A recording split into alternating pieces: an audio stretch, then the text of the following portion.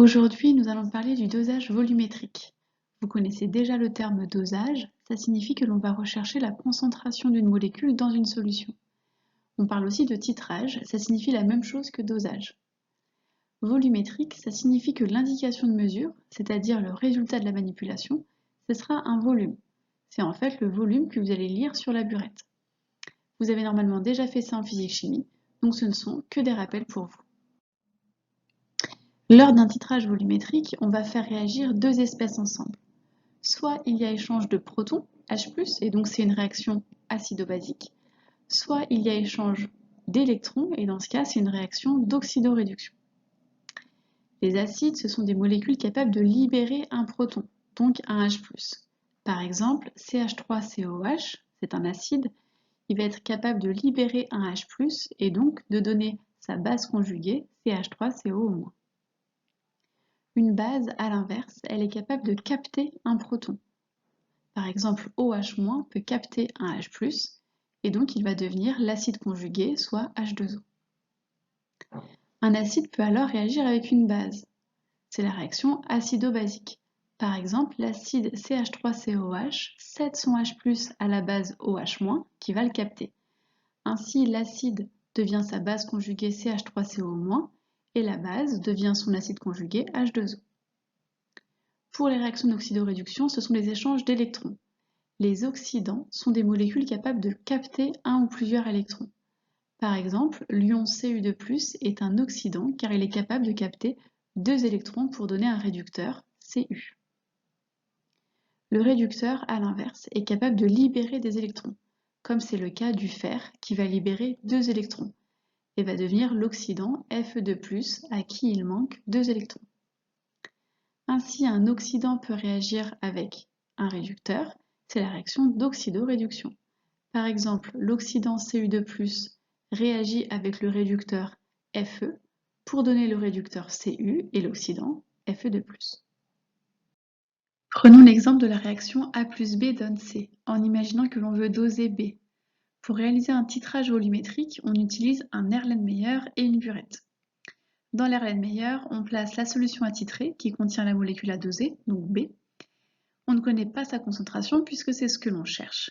Le volume de cette solution à titrer qui est placée dans l'Erlen est très précis et est appelé volume de prise d'essai, VPE. Donc par exemple ici 10 ml. Ensuite dans la burette, on place la solution titrante. Cette solution contient des molécules A qui vont réagir avec les molécules B à doser. On connaît précisément la concentration de ces molécules dans la solution titrante. Ici par exemple 0,15 mol par litre. Le volume équivalent, noté Vec, est l'indication de mesure. C'est ce que nous allons obtenir après avoir fait la manipulation. Le Vec correspond au volume de solution titrante versé à la burette à l'équivalence. Pour comprendre ce qu'est l'équivalence, on va justement voir ce qui se passe dans l'Erlen à différents moments de la manipulation. À l'origine, A est dans la solution titrante qui est dans la burette et B est dans la solution attitrée dans l'Erlenmeyer. Pour vous aider à visualiser, j'ai donc schématisé 4 molécules de B dans l'Erlen. C'est ce que l'on appelle aussi le milieu réactionnel, puisque c'est le lieu de la réaction chimique. Si on ajoute une molécule de A, elle va réagir avec une molécule de B. Et cela va donc donner une molécule C.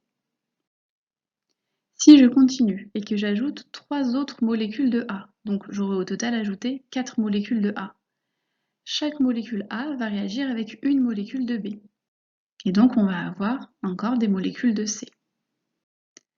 Et enfin, si j'ajoute encore une molécule A, donc au total 5 molécules A, il n'y a plus de molécule B pour réagir, donc il va rester A dans le milieu réactionnel. Donc dans le deuxième cas, il reste des molécules B dans le milieu réactionnel. Le dosage n'est donc pas terminé. Dans le troisième cas, toutes les molécules B ont été consommées par toutes les molécules A rajoutées. C'est justement ce que l'on appelle l'équivalence. C'est donc le moment où toutes les molécules B attitrées ont réagi avec toutes les molécules A de la solution titrante. Et enfin, dans le dernier cas, il y a présence de A dans le milieu réactionnel. On dit que A est en excès, l'équivalence a été dépassée. Donc pour réaliser le dosage de B, il est très important de s'arrêter à l'équivalence. C'est donc cette étape de la réaction qui va être très importante pour nous. C'est à ce moment-là que l'on peut lire le volume équivalent au niveau de la burette.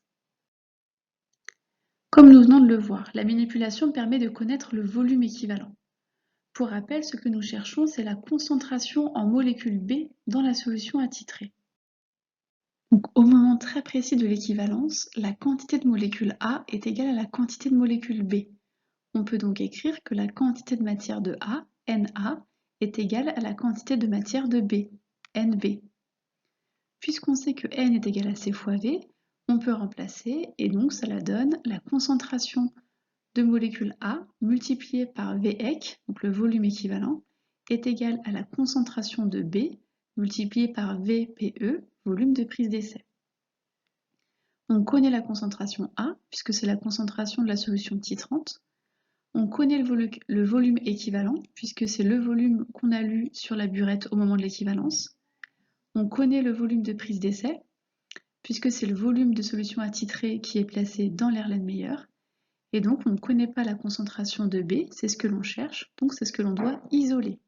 Cb est égal à Ca fois Vec divisé par le volume de prise d'essai. Ça, c'est la formule à retenir dans ce cas-là, qui est un cas plutôt simple, puisque une molécule de A réagit avec une molécule de B. Donc là, le coefficient stoichiométrique, il est de 1. Prenons un exemple un peu plus complexe. Je veux doser l'acide sulfurique H2SO4. Je ne connais donc pas sa concentration, puisque c'est ce que je cherche. Mais je connais le volume de prise d'essai, donc c'est le volume de cette solution que j'ai placé dans l'Erlen.